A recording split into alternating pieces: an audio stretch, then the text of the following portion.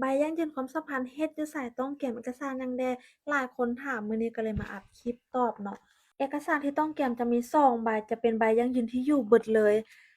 อันที่1จะเป็นใบยั่งยืนที่อยู่ของแม่ข้อยอันที่2จะเป็นใบยั่งยืนที่อยู่ของข้อยหลังจากที่เราได้ใบตัวนี้มาแล้วมาฮอดจีนแล้วเราก็ไปสถานทูตลาวอยู่จีนของข้อยกับแม่ข้อยเนี่ยไปเฮ็ดอยู่สถานทูตลาวอยู่นานนิงหลังจากที่เราไปยื่นอันนี้แล้วเขาเจ้าก็จะออก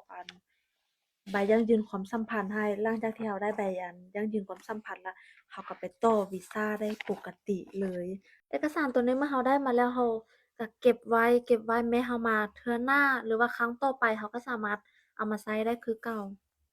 ตัวนี้ของแม่ข้อยตัวนี้ทางเทิงนี่จะเป็นซื้อของแม่ข้อย